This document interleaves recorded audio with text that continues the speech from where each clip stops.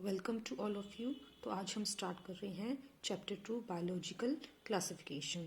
तो हम one by one line को पढ़ेंगे और उसे अंडरस्टैंड करेंगे। Since the dawn of classification there have been many attempts to classify living organism. जब से बोला जा रहा है कि जब से सिविलाइजेशन स्टार्ट हुई थी, जब से ह्यूमंस ने सोसाइटी में रहना स्टार्ट किया था, तब से लिविंग ऑर्गेनिजम्स को क्लासिफाई करने की कोशिश की जा रही है, उनकी क्लासिफिकेशन करने की कोशिश की जा रही है। It was done instinctively, not using criteria that were scientific. ये जो हमने क्लासिफिकेशन करने के अटेम्प्ट हो रहे थे पहले, इसके लिए कोई साइंटिफिक क्राइटेरिया नहीं था, but born out of a need to use organisms for our own use, for food, shelter and clothing. But ये अकॉर्डिंग टू ऑर्गेनिजम्स के नीड के अकॉर्डिंग इनको क्लासीफाई किया जा रहा था, जैसे कि फूड, शेल्टर और क्लोथिंग के लिए। Aristotle was earliest to attempt a morphological more scientific basis for classification।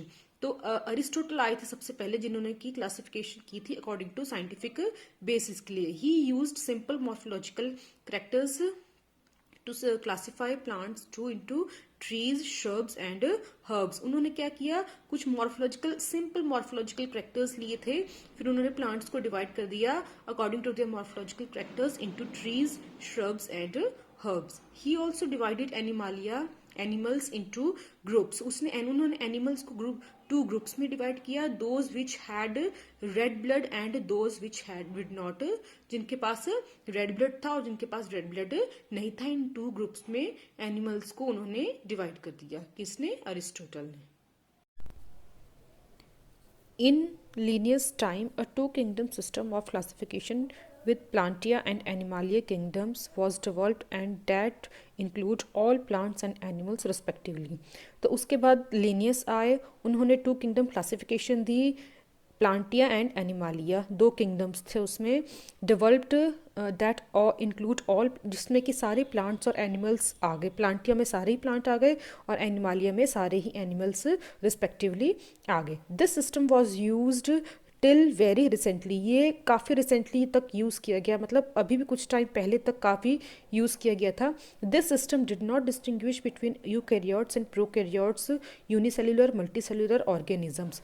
But इसकी एक ड्रॉबैक थी कि इन्होंने यूकैरियोट्स, प्रोकैरियोट्स, यूनिसेल्युलर और मल्टीसेल्युलर ऑर्गेनिजम्स में डिस्टिंग्विश हमें करके नहीं बताया था सिस्टम में। And photosynthetic and non photosynthetic organisms में भी डिस्टिंग्विश नहीं किया था। सभी ऑर्गेनिजम्स को इन्होंने इकट्ठा एक ही किंगडम में रख दिया था। Classification of organisms into plants and animals was easily done and was easy to understand. जो ऑर्गेनिजम्स की क्लासिफिकेशन थी प्लांट्स और एनिमल्स में, तो वो बहुत इजी थी और वो इजीली अंडरस्टैंड भी हो जाती है। But a large number of organisms did not fall into either categories. लेकिन बहुत सारे ऐसे ऑर्गेनिजम्स थे जो कि इन कैटेगरीज में नहीं आ पाए। Hence the two kingdom classification used for a long time was found inadequate. लेकिन इसलिए जो टू किंगडम क्लासिफिकेशन था, लंबे समय तक जो यूज़ किया जा रहा था, वो इनएडिक्वेट पाया गया। A need was also felt for including besides gross morphology other characteristics like cell structure, nature of wall, mode of nutrition, habitat, methods of reproduction, evolutionary relationship।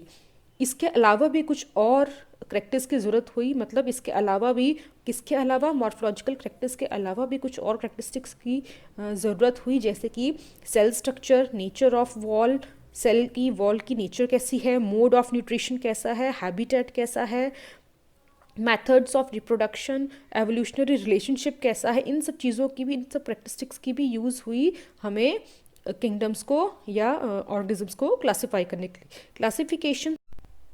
Classification system for living organism have hence undergone several changes over a time। living organisms की जो classification होती रही, उनमें धीरे धीरे time to time काफ़ी changes आते रहे। The plants and animal kingdom have been a constant under all different system. लेकिन जितने भी डिफरेंट सिस्टम्स में, उसमें प्लांट और एनिमल किंगडम जो था वो कांस्टेंट रहा। मतलब कि वो ये दो किंगडम्स रहे, बाकी चेंजेस होते रहे। The understanding of what groups and organisms be included under these kingdoms have been changing. The number and nature of other kingdoms have also been understood differently by different scientists over time. तो धीरे धीरे इस जो ये दो groups थे उसके under groups, sorry, ये दो जो किंगडम थे प्लांट और एनिमल, उनके अंडर जो ग्रुप्स और ऑर्गेनिजम्स थे उनमें चेंजेस आते रहे, नंबर और नेचर ऑफ किंगडम चेंज होते रहे अलग अलग साइंटिस्टों के according over a period of time. उसके बाद हमारे पास ये एक टेबुलर फॉर्म में करेक्टरिस्टिक्स ऑफ 5 किंगडम क्लासिफिकेशन दी हुई है। ये 5 किंगडम क्लासिफिकेशन है। इसको पढ़ने से पहले सबसे पहले हम पढ़ेंगे कि ये हमें दी किसने। तो नीचे हम पैराग्राफ स्टार्ट करते हैं। R.H. Whitaker 1969 who proposed a 5 kingdom classification. The kingdom defined by him were named Monera, Protista, Fungi, Plantia and Animalia। तो उसके बाद R.H. Whitaker आए, उन्होंने 5 किंगडम क्लासिफिकेशन दिया।